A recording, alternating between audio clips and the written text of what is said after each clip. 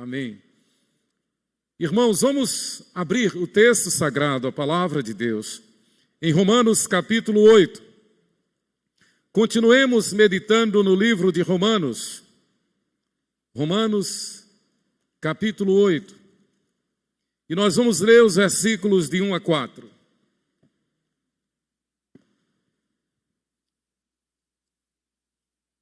Romanos capítulo 8, de 1 a 4.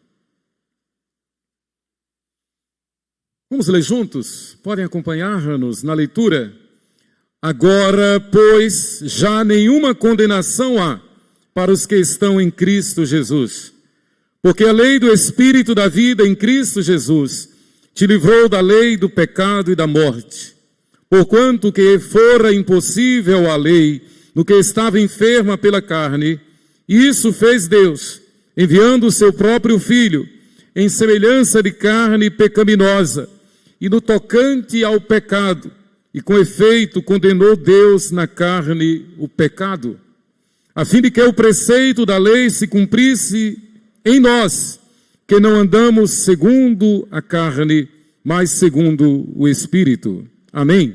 Que o Senhor aplique a sua palavra ao nosso coração, à nossa mente. Agora, pois, já nenhuma condenação há para os que estão em Cristo Jesus. Romanos capítulo 8 é um dos principais capítulos da Bíblia Sagrada. Um dos mais grandiosos. Uma das mais refulgentes joias das Sagradas Escrituras.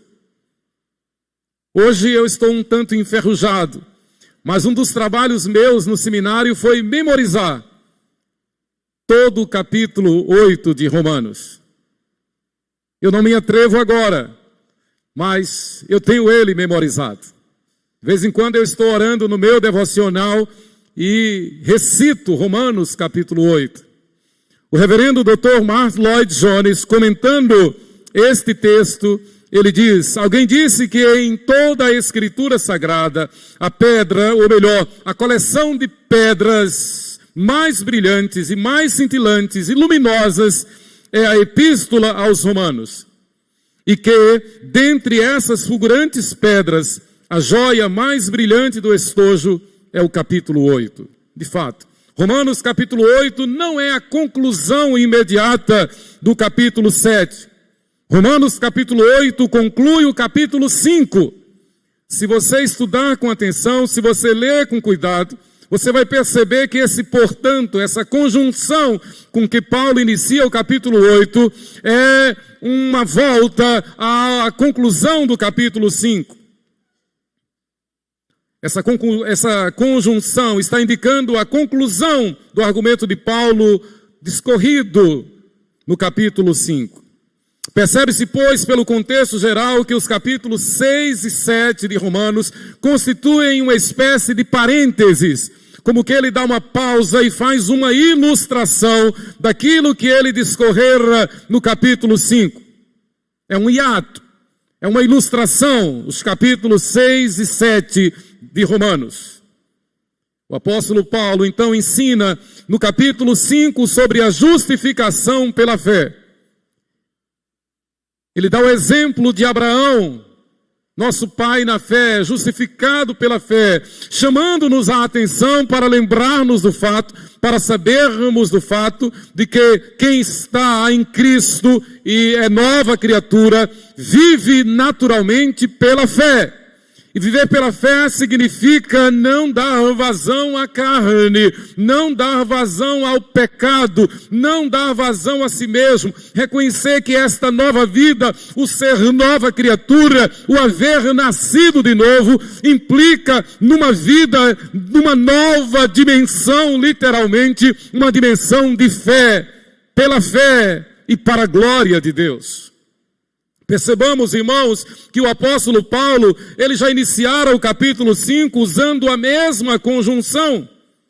Capítulo 5, versículos 1 e 2.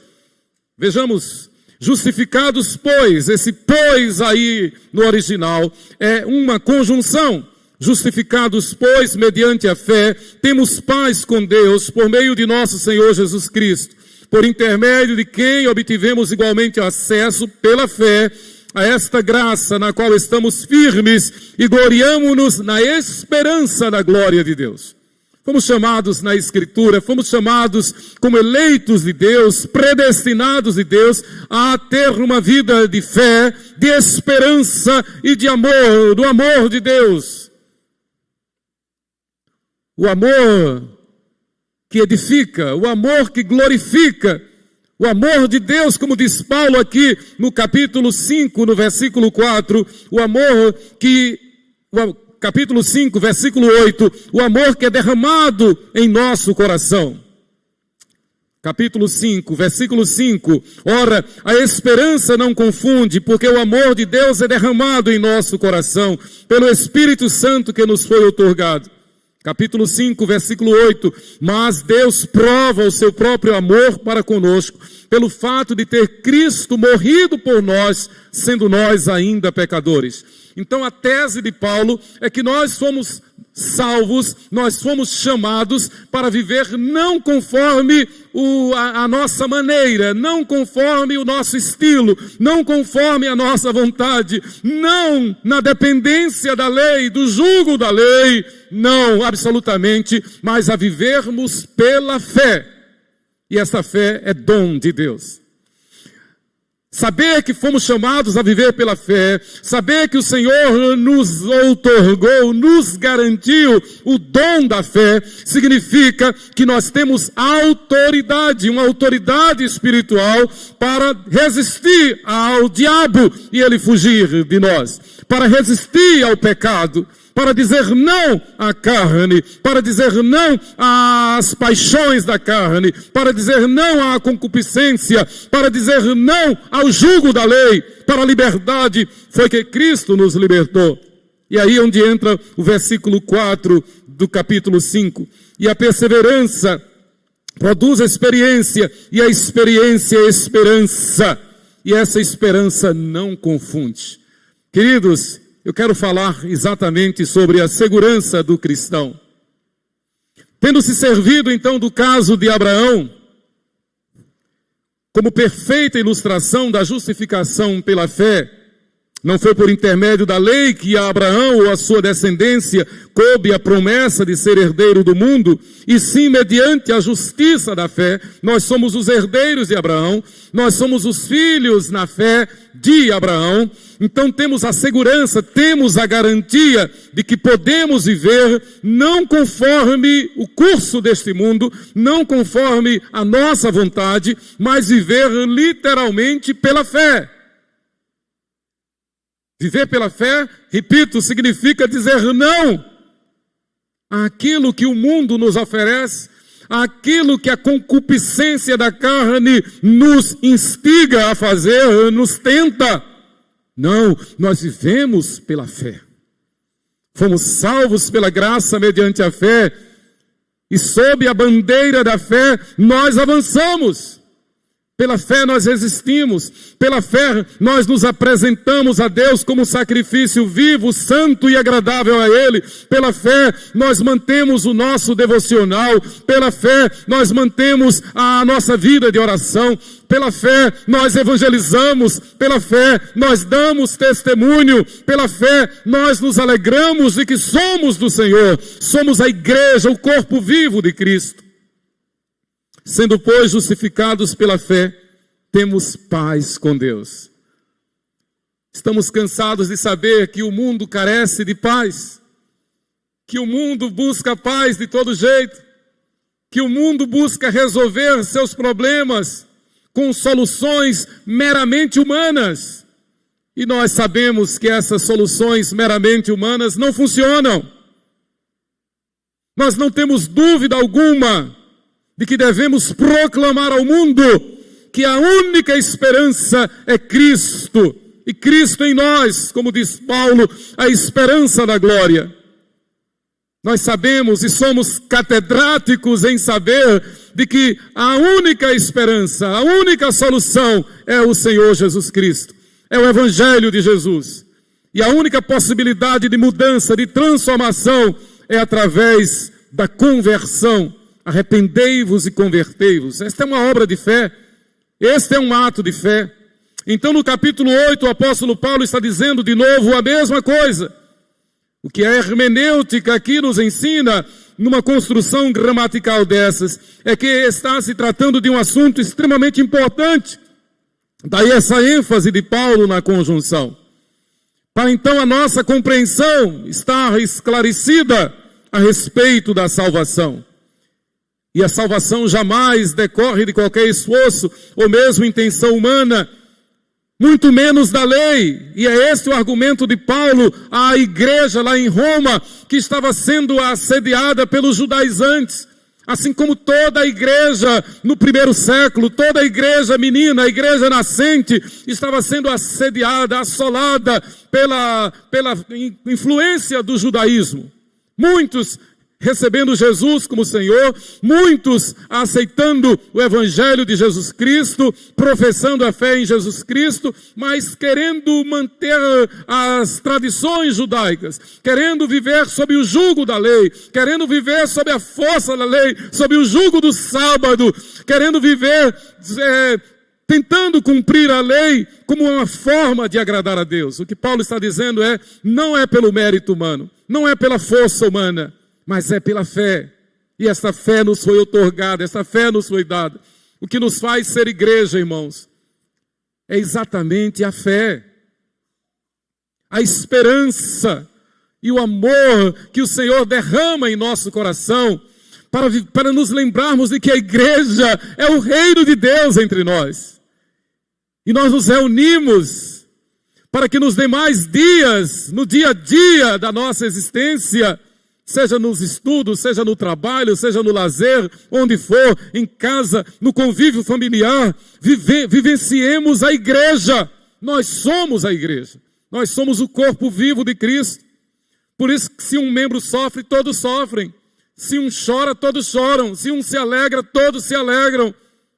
Por isso que uma das dinâmicas da igreja é justamente a intercessão. Poder interceder uns pelos outros. Orar uns pelos outros, ajudar, levar as cargas uns dos outros. Esta é uma vida de fé. A igreja, então, no primeiro século, a igreja nascente, ela estava sofrendo uma forte influência legalista, uma forte influência da lei contra a graça. Não pelo ensino dos apóstolos, absolutamente, mas por causa de maus costumes trazidos por novos crentes. Então, Paulo está falando para a igreja, não pense em agir conforme a tua vontade, não pense que você pode agradar a Deus sendo um crente do teu jeito, não pense que você pode agradar a Deus, não pense que você será abençoado, não pense que você será cheio do Espírito Santo, fiel testemunha do Senhor Jesus, vivendo do seu jeito. Tem que viver de uma forma unida pela fé, no mesmo batismo, no mesmo Espírito, como diz Paulo, escrevendo aos Filipenses. Portanto, agora nenhuma condenação há para os que estão em Cristo Jesus. Cumprindo o propósito do Evangelho, então, conclui-se que, uma vez que o homem foi justificado pela fé, pode-se afirmar que, de certa maneira, esse homem pecador arrependido, mediante a ação do Espírito Santo em sua vida, já está sendo glorificado. E esse é o argumento principal de Paulo aqui no capítulo 8. Por isso que ele vai concluir dizendo, eu estou bem certo de que nem a morte, nem a vida, nada poderá separar-nos do amor de Deus que está em Cristo Jesus. Acertaram em cheio os teólogos quando eles disseram que o céu começa para o cristão a partir do momento em que foi selado pelo Espírito Santo. Naquele momento em que o Espírito Santo nos convenceu do pecado, da justiça e do juízo, e nos fez confessar Jesus como Senhor e Salvador, e nos fez assumir um momento como este que Lucas e Marina aqui assumiram, quando nós somos selados pelo Espírito Santo. Possivelmente não sabemos um instante específico, mas no momento que fomos selados pelo Espírito Santo, nós nos tornamos pela fé cidadãos dos céus. Por isso que o mundo não pode ter poder contra a igreja. Por isso que as portas do inferno não podem jamais prevalecer contra a igreja. Por isso que a igreja avança, mesmo na Coreia do Norte. Por isso que a igreja avança, mesmo na China comunista. Por isso que a igreja avança, mesmo em Cuba, mesmo na Venezuela, mesmo nos países islâmicos. Por isso que a igreja avança. Por isso que ainda há um remanescente fiel na Europa hoje, rendida ao ateísmo. Por isso que a igreja persevera. E a nossa oração é para que a igreja no Brasil jamais sofra solução de continuidade. Que a igreja no Brasil seja esse esteio, seja essa coluna, seja essa resistência. A igreja no Brasil seja o verdadeiro Israel de Deus, que luta com Deus e prevalece com Deus. Por isso que a igreja, nós oramos para que a igreja no Brasil, e eu creio nisso, o nosso reitor no seminário, reverendo Francisco Leonardo Scalvai, ele sempre orava conosco, dizia: meus filhos, oremos para que o Brasil seja, de fato, o celeiro para a evangelização do mundo.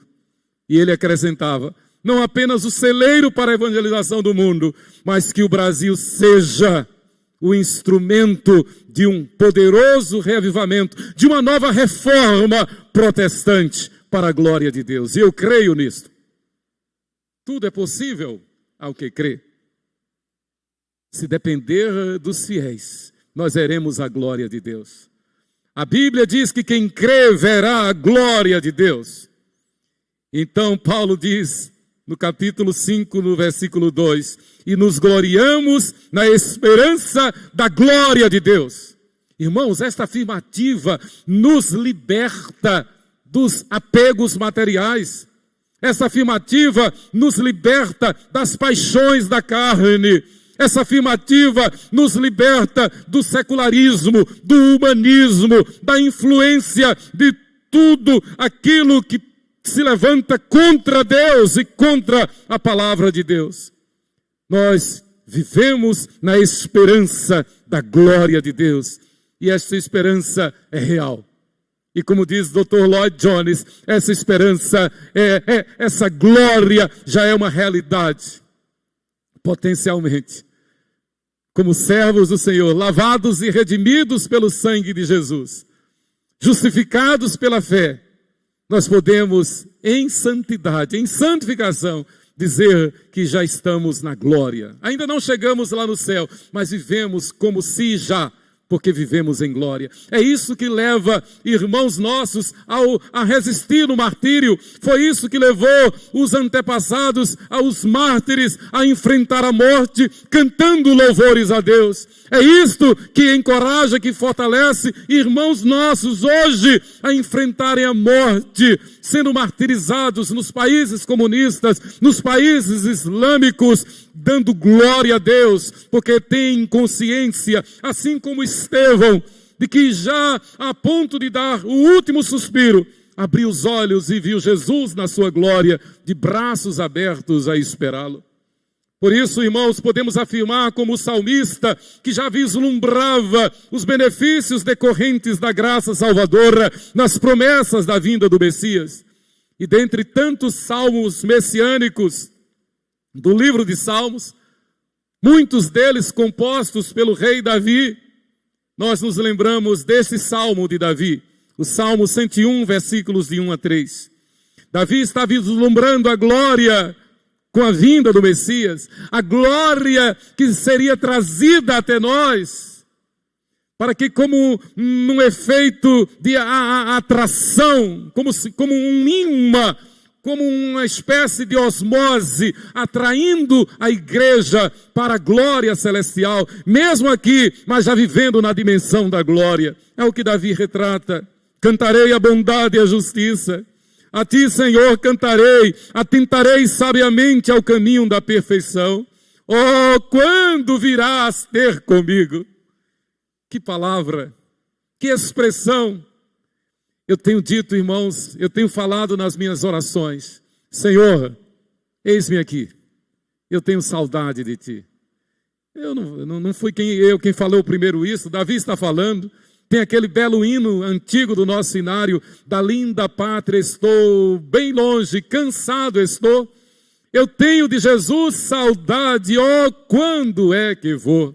Passarinhos, belas flores, querem me encantar, oh, terrestres esplendores, de longe enxergo o lar.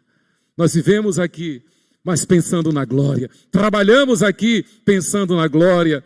Nos esforçamos, e estudamos, trabalhamos, derramamos o suor do rosto, né? Vemos a bênção do casamento, né? Testemunhamos casamentos, casamos, constituímos famílias, viajamos, construímos casas, vemos nossos filhos crescerem, vemos nossos netos nascerem, mas nada poderá separar-nos da visão da glória de Deus. Nada poderá anuviar, embaçar o fato de que vivemos em função da glória de Deus.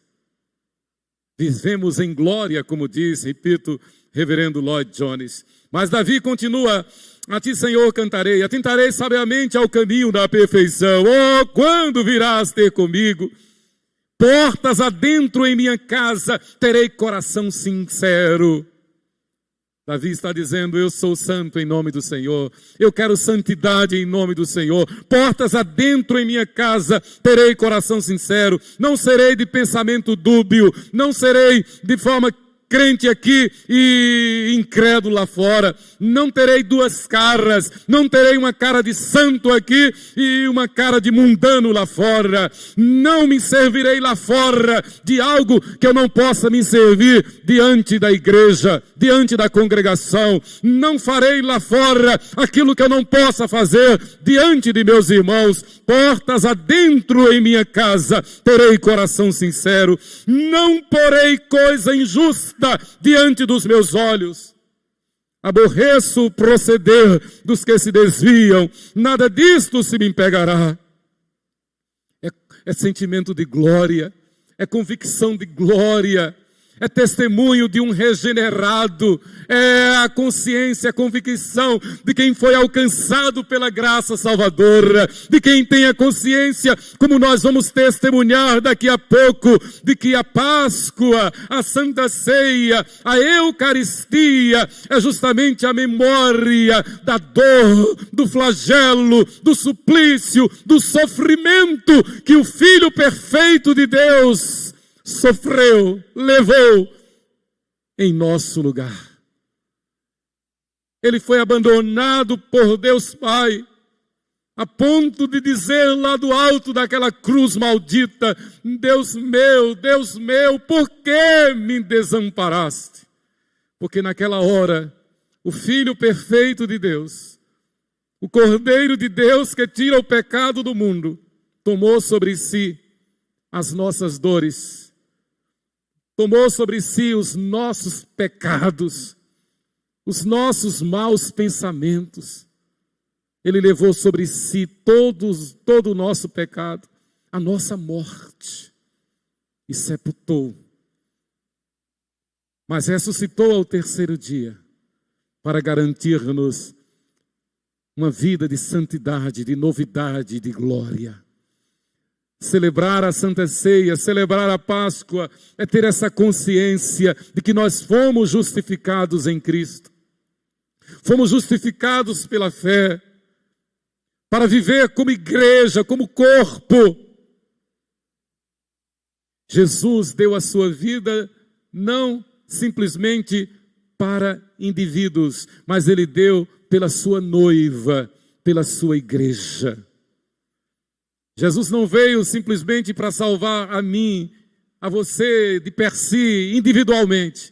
Jesus veio para salvar a sua igreja, o seu Israel, o seu povo eleito, o povo que constitui e constituirá o seu reino eterno, os resgatados do Senhor, como dizem os profetas do Antigo Testamento.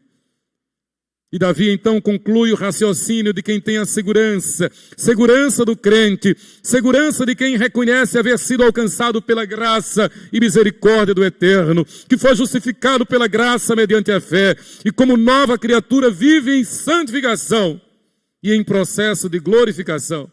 E mais uma vez eu cito o reverendo Lloyd Jones: uma vez que o homem foi justificado pela fé, há um sentido em que ele já está glorificado.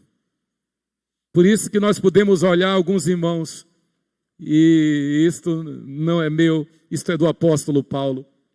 Por isso que nós podemos olhar para alguns irmãos e ver Cristo nesse irmão, nessa irmã, a esperança da glória.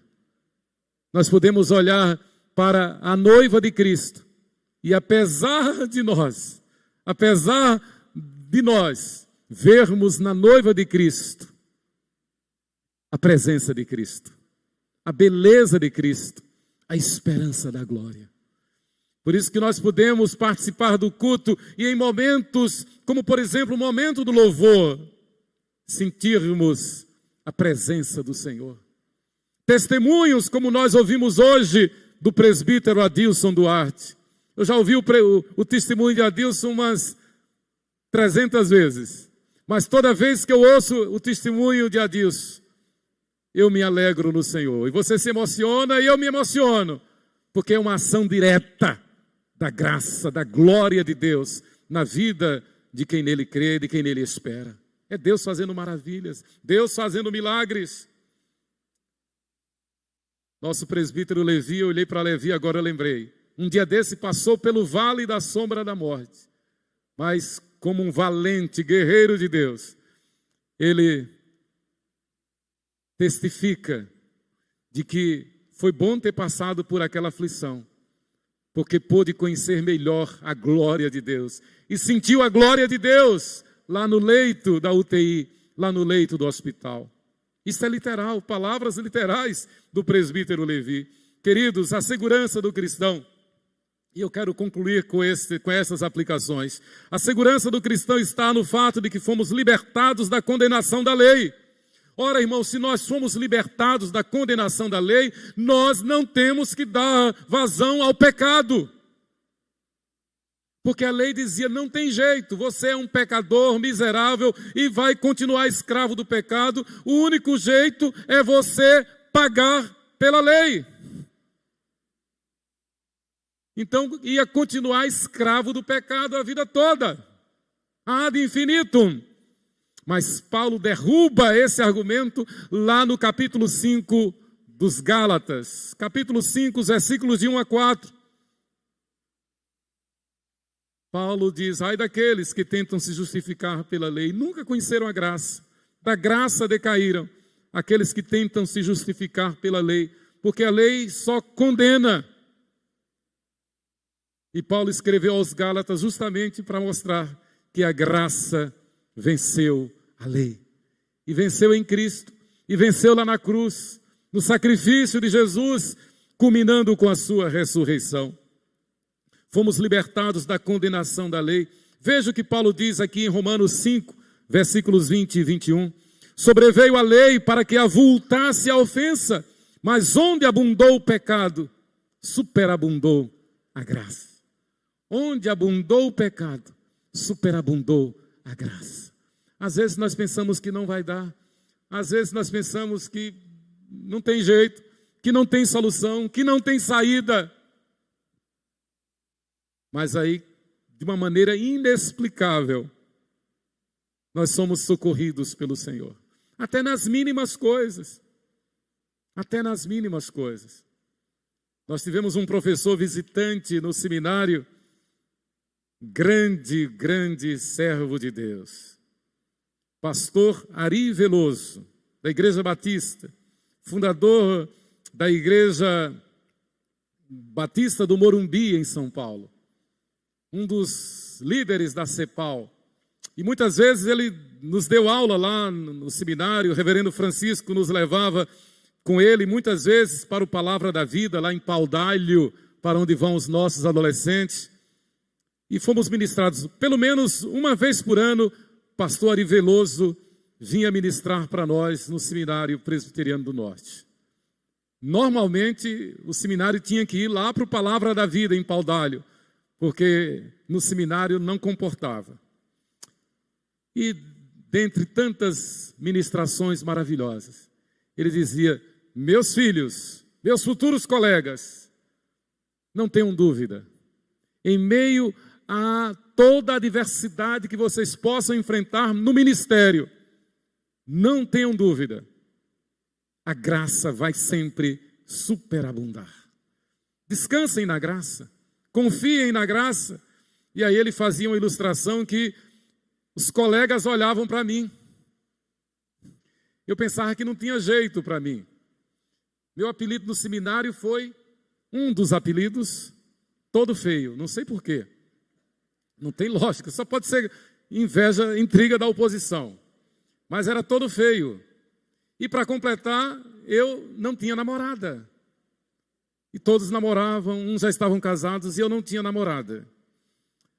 Aí tinha um colega muito engraçado que quando Ari Veloso dizia onde abundou o pecado, superabundou a graça, aí ele dizia: Manuel, para a sua vida só tem jeito essa expressão mesmo, a sua vida emocional. Onde abundou a feiura, parece que vai superabundar a graça. E ele profetizou melhor para mim, né? Que num belo dia, onde abundou a feiura, superabundou o meu amor. Olha como ela está aí olhando para mim. A graça, eu não inventei essa ilustração, foi do grande Ari Veloso. Mas ele falava exatamente em referência a ele e a sua esposa. Ele contava essa ilustração. Meu apelido era todo feio, mas ele era muito mais do que eu. Irmãos, pode parecer tão simples, tão jocoso, mas é exatamente isso. Na nossa falibilidade, nas nossas deficiências, nas nossas fraquezas, diante das tentações que possamos sofrer e enfrentar, o Espírito Santo diz: não temas, a minha graça te basta, a minha graça te sustenta. Quanta adversidade, quanto bombardeio, quantos contratempos. Os irmãos sabem, nós estamos construindo a nossa casa. Normalmente as pessoas constroem a casa no início da vida. Deus está nos agraciando de construir a casa quando esperamos os nossos netos. Louvado seja Deus por isso. Então nós estamos construindo a nossa casa. E quantas vezes, e quantos dias, nós pensamos que entramos num beco sem saída. Nós pensamos que mexemos numa casa de marimbondo. Ao invés de construir a casa, a gente está mexendo numa casa de marimbondo. Parece que não vai dar certo. Mas o Senhor sempre nos surpreende. No outro dia, o Senhor nos renova. O Senhor nos dá força. E de uma maneira que nós não imaginamos, o Senhor nos socorre. E se Deus quiser, daqui a um mês, a casa estará pronta para a glória de Deus. Nós somos libertados da condenação da lei, da condenação da dúvida, da condenação do medo, da condenação da tentação, da condenação da fraqueza, da condenação da dúvida, da condenação da carne que milita contra o Espírito, tentando levar-nos a cair no pecado, tentando levar-nos a escandalizar a igreja, tentando levar-nos a desprezar a santidade, tentando levar-nos a pensar que somos alguma coisa, mas nesse mesmo momento o Espírito Santo nos socorre e sussurra no nosso ouvido dizendo: não temas, a minha graça te basta. Não confie na carne, não se deixe levar pelo medo, não se deixe levar pela dúvida. Confie em mim, descanse na graça. Paulo então ratifica isso no versículo 1 de Romanos 8. Agora, pois, já nenhuma condenação há para os que estão em Cristo Jesus. Mas em segundo lugar, irmãos, aliás, nesta mesma linha de raciocínio, o apóstolo, escrevendo a Timóteo, ele nos adverte de que a segurança do cristão está no fato de que nós somos libertados do jugo da lei, da condenação da lei. E ele diz isso escrevendo a Timóteo em 2 Timóteo, capítulo 3, versículos de 1 a 5. Sabe, porém, isto, nos últimos dias sobrevirão tempos difíceis, pois os homens serão egoístas. Então Paulo está dizendo, prepare-se. Nós somos libertados dessa vida, nós não temos que viver essa vida, nós não temos que baixar nossa cabeça diante da investida do mundo. Sabe, porém, isto, nos últimos dias sobrevirão tempos difíceis, pois os homens serão egoístas, avarentos, jactanciosos, arrogantes, blasfemadores, desobedientes aos pais, ingratos, irreverentes, desafeiçoados, implacáveis, caluniadores, sem domínio de si, cruéis, inimigos do bem, traidores, atrevidos, enfatuados, mais amigos dos prazeres que amigos de Deus, tendo forma de piedade, negando-lhe entretanto o poder, foge também destes. Paulo está dizendo, nós somos libertados disso tudo, não demos lugar à carne. O sangue de Jesus nos purificou disto tudo. A segurança do crente está em que não temos que dar lugar à carne, absolutamente. É o que Paulo diz aqui em Romanos 6, de 11 a 13. Assim também vós considerai-vos mortos para o pecado, mas vivos para Deus, em Cristo Jesus. Não reine, portanto, o pecado em vosso corpo mortal, de maneira que obedeçais às suas paixões, nem ofereçais cada um os membros do seu corpo ao pecado como instrumentos de iniquidade, mas oferecei-vos a Deus como ressurretos dentre os mortos, e os vossos membros a Deus como instrumentos de justiça. A carne é o nosso eu, é o nosso ego, aquela herança maldita deixada por Adão, que o rei Davi muito bem retratou no Salmo 51, versículo 10. Eu nasci na iniquidade, em pecado me concebeu minha mãe. Mas o sangue de Jesus nos purifica de todo pecado. Ele nos libertou do império das trevas e nos transportou para o reino do Filho do seu amor. Para a liberdade foi que nós somos salvos.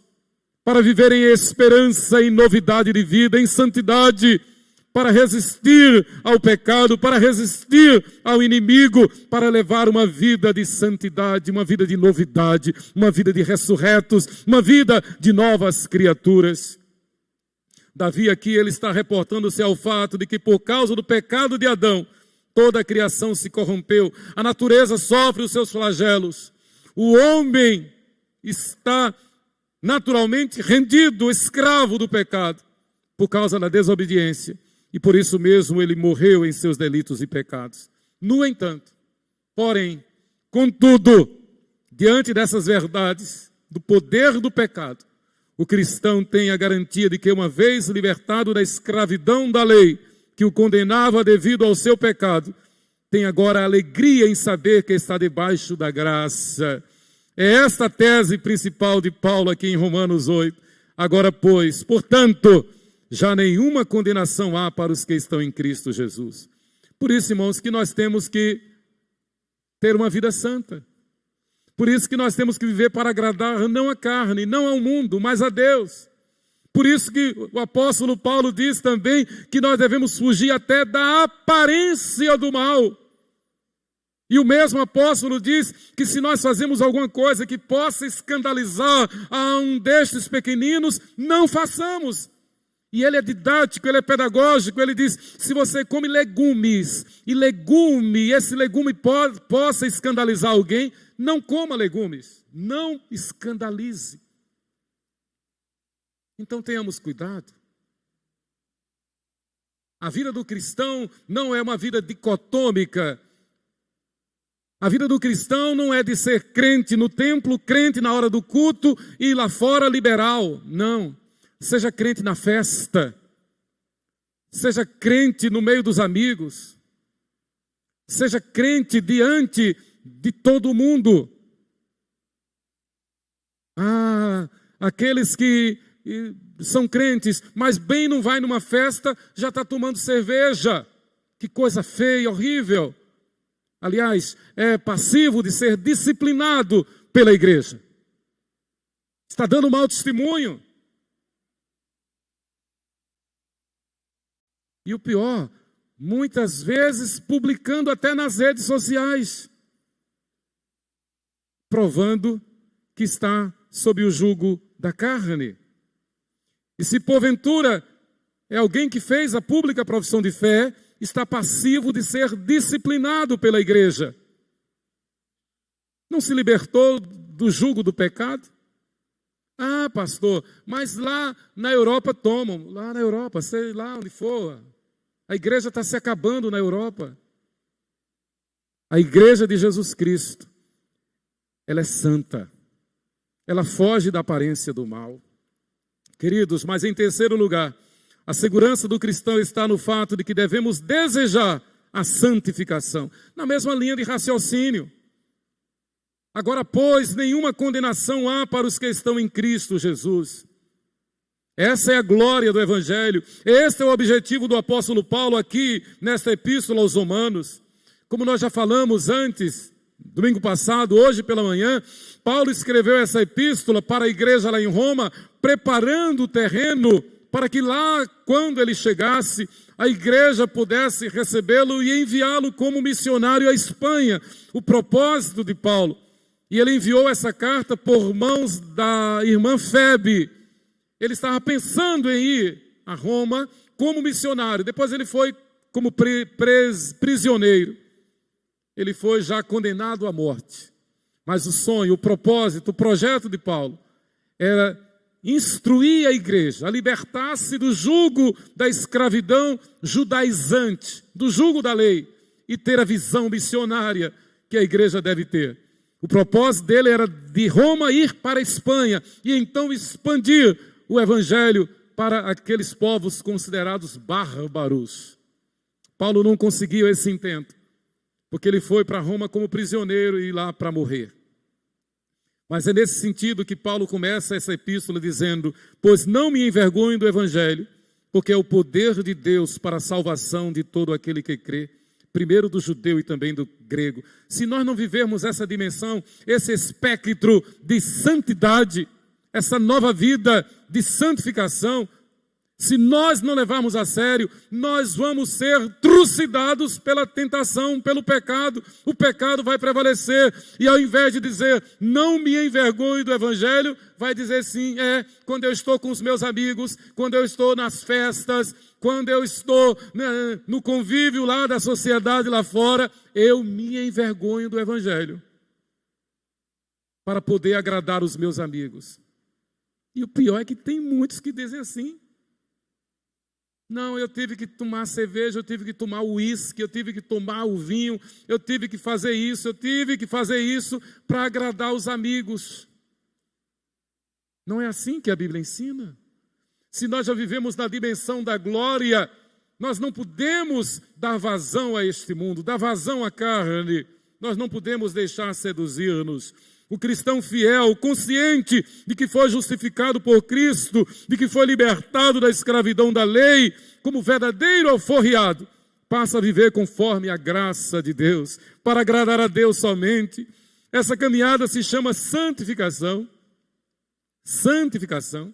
E nós sabemos o que é ser santo, é ser separado do mundo, fugir do pecado, viver em glória e para a glória de Deus. Esta é uma obra do Espírito Santo sobre o cristão que corresponde em total submissão à ação do Espírito Santo em sua vida. O Espírito age e da forma como ele age, ele leva-nos a corresponder à sua ação. Romanos 8, 26. Também o Espírito semelhantemente nos assiste em nossa fraqueza, porque não sabemos orar como convém. É Ele quem nos socorre. É Ele quem nos sustenta, é Ele quem nos santifica. O nosso trabalho é apenas descansar nele, deixar Ele agir, operar em nós. O Espírito Santo, o Espírito semelhantemente nos assiste em nossa fraqueza, porque não sabemos orar como convém, mas o mesmo Espírito intercede por nós com sobremaneira, com gemidos inexprimíveis. Queridos, a segurança do cristão só existe quando se pode ser comprovada pelos seus atos, pelo seu testemunho, assim como aconteceu com Abraão, com Davi, citados aqui. A segurança do cristão, certo de que fora justificado pela fé, manifesta-se numa vida de testemunho. Testemunho. O Senhor nos chamou para sermos suas testemunhas. E a palavra lá no original é martyrie. É aquele que está disposto a, se necessário for, morrer pela sua fé. Morrer por Cristo. Ora, se é desse jeito, se ser cristão é estar disposto a morrer por Cristo, por que é que eu vou traí-lo para agradar aos meus apetites carnais? Por que é que eu vou traí-lo para agradar aos amigos, à sociedade? E se dá uma vida pregressa, a uma vida de pecado, a uma vida de transgressão, a uma vida de escândalo. É crente, mas enche a cara. Não é crente, não nasceu de novo. Está sob condenação. É a Bíblia quem diz. Está sob o jugo da lei, o jugo da condenação. Jesus libertou do jugo da lei aqueles que o confessam como único Senhor e suficiente Salvador. Aqueles que vivem em novidade de vida, aqueles que vivem em santidade, aqueles que vivem em glória e não buscam a glória do mundo. Mas aquele que é crente e procura fazer a vontade da carne e a vontade do mundo, nunca conheceu a libertação. A segurança do cristão, certo de que fora justificado, manifesta-se numa vida de testemunho. Primeiro, glorifica a Deus em suas atitudes, pensamentos e palavras. Segundo, honra a Deus como membro atuante e gracioso na igreja. Serve ao Senhor com alegria. É servo, apenas servo e nada mais. Não da boca para fora, mas em espírito e em verdade. O seu prazer é fazer a vontade de Deus na igreja.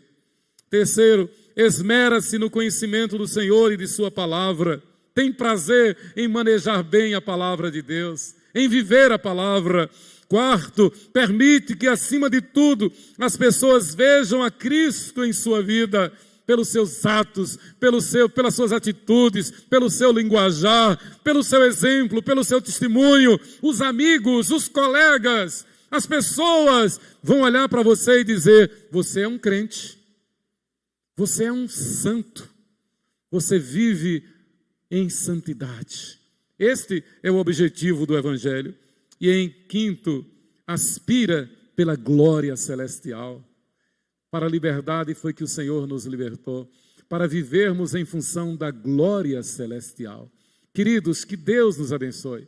Esta é a segurança do crente, saber que nós somos justificados pela fé, justificados pela graça mediante a fé, temos paz com Deus. Que Deus nos abençoe e nos fortaleça e nos encha do seu Espírito até a glória eterna. Amém. Nós vamos preparar-nos para a celebração da Santa Ceia.